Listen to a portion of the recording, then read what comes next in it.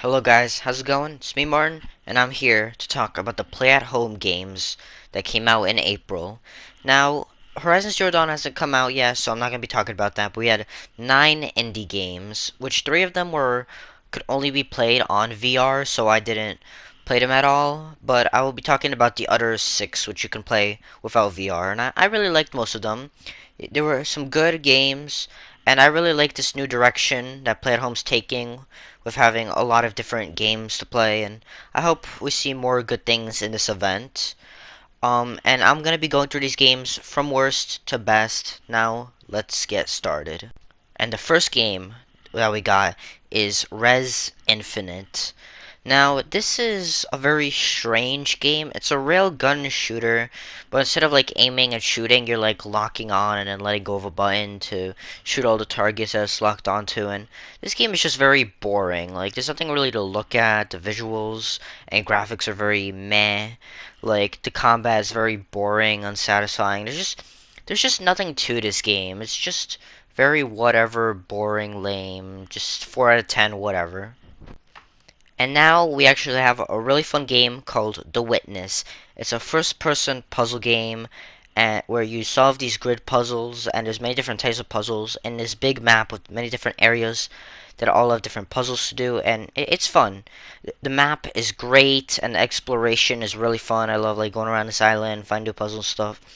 The graphics are beautiful, it's very colorful and artistic in spots. It's really nice. And a lot of the puzzles are really fun to do. Like, over half of the puzzles I really enjoy doing. But I have two problems with this game. First is the lack of direction. The game requires you to figure out these puzzles by yourself. Like, there's no instructions. And sometimes that's very hard to do. Like, you just have no idea what's going on in a puzzle and what you're supposed to do. And also, since the map is divided into multiple areas with different types of puzzles that are in different types of difficulty, the game doesn't give you any way to know which way you should go next, or like how hard the puzzles are going to be in the area. And so, like, right in the middle of the island is the hardest area, and since it's in the middle, you're most likely going to stumble into it, like right in the middle, like really early on, and you're just gonna have to give up eventually and decide if to go somewhere else. And it's really annoying. And also, half of the puzzles are so bad. Like, ones that require you, like, hearing and, like, the sound, and some that require you to find a very specific angle or just have answers that are ludicrous, like, how are you supposed to find that out? And so, yeah, like, a lot of the puzzles are really annoying, and this game, you'll waste a lot of time in it. Like, it's very irritating at times, but still, I do like a lot in this game, so it's a tough call, and I give this game a 7 out of 10. Now, let's talk about a game that really surprised me and I had a lot of fun with, Thumper. Now, you ride as this thing that you see on the screen, and you like interact with the environment, and your goal is to like speed up and avoid taking damage and just make it to the end of the level. And it's very fun. It's very fun and very challenging. It provides a real good amount of challenge. I really like looking at it, like the visuals and stuff all look really cool. Like, it's great. I like the sound effects and the music and all that, and it just really gets you in the mood and the beat. Now, I do have a problem that it gets a little bit repetitive and kind of whatever, like, the farther you go on, because it is a pretty long game, and there will be a point where you get kind of tired of it. But still, this was a surprisingly fun game that I really enjoyed and highly recommend. Now, let's talk about a game that, if it eliminated a couple of flaws, could be an incredible masterpiece. Enter the Gungeon, a rogue-like dungeon crawler. Very fun game where you go through a dungeon, finding weapons, killing different enemies and bosses, trying to get to the end. Now, the dungeon is perfect. It is randomly generated with so many different rooms and unique layouts, and it always feels different, with a huge, great enemy variety, with a lot of different fun enemies to fight.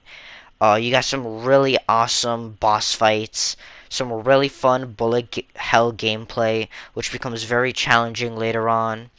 and it's just a blast to go through, especially when you go through a friend and you got all these different guns you could use that are so fun to use. But where does my problems come in? Simply put, this is a roguelike, so you go through, you die, and you start back at the beginning.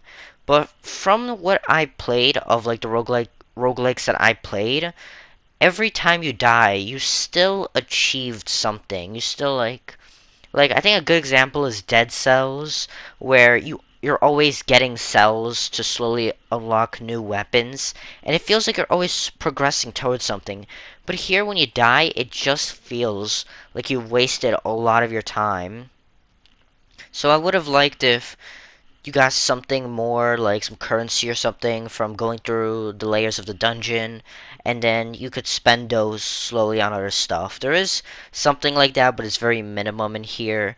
And also, I think a bigger problem is the guns themselves. While like the guns are really great, you don't get them that often. Like you first need to find a chest, and then you need to have a key for that chest to get the gun, and then the gun has limited ammo, so it's like you can't keep using it. Like coming back to Dead Cells, you not only do you start off with a random weapon, but you get more weapons going through. Like it's not super rare, and you can use them as much as you want. So that's something big in Dead Cells is you can use your overpowered abilities and weapons as much as you want. Here, that's not the case. You got limited ammo, and it sucks. I feel like this game would be way better if you start off with a random weapon, you get weapons more often, and you could just use them as much as you want, whichever weapon you like the most. But where it is, I still think this is a fun game, especially when going through with a friend, and I will give it an 8 out of 10 and say it's worth checking out if you like the bullet hell gameplay. Now, I'm not too big on survival games, but Subnautica was very special and very engaging, because you have this incredibly interesting world with many different strange, unique organisms that you've never seen before, and it's all very unique and different and alien, and it's very fun to explore and learn about this world. And the game also looks fantastic, like the colors and graphics all look very good. I really like the sense of progression, like you're slowly crafting stuff and unlocking new like equipment and stuff to use, and it's all really great. Crafting is very fun and well done. You also have these really gigantic Goliaths that you can encounter in the ocean. And I haven't encountered any on my playthrough, but I've seen clips of them from other people like playing the game, and they look really cool and really add like a new like cool dimension to the game. But I do have a problem, and that's that there isn't really any danger. You're mostly like going around and like crafting and finding new things. Like there isn't really anything to kill you other than the lack of oxygen if you go too far. But other than that, there isn't that many enemies like that you encounter early on, and I feel like there should be more. But other than that, this is a very strong 9 out of 10. If you enjoy survival games, this is definitely one I highly recommend. And if you like slow-paced adventure games like Journey, then you'll love this game. It's called Abzu. You're swimming in the ocean as a robot, or I assume it's a robot, and it's so much fun. The swimming controls are so good, and there's moments where you're speeding through the ocean, and you get a real feel of speed and adventure. Uh, it's very beautiful to look at, very colorful. The graphics just make the game an absolute joy to play. It's simple, and it's got a simple, solid story, but it's more about the adventure and the feeling, and that is really succeeded. It's a very short game. It's only like 1.5 hours long. It's very quick thing to get through, but it is an incredible experience that I highly recommend try now if you like these types of games. 10 out of 10, no doubt about it. The best game out of all the games that I talked about here.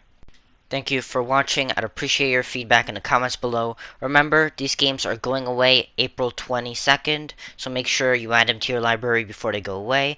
Next up, I'll be talking about the PS Plus games of April. Expect that video to be out in maybe like a week and a half. I'll try to get it out as soon as possible. I'll try to play the games and get it and make the video and get it out as soon as possible. Thank you for watching. Goodbye.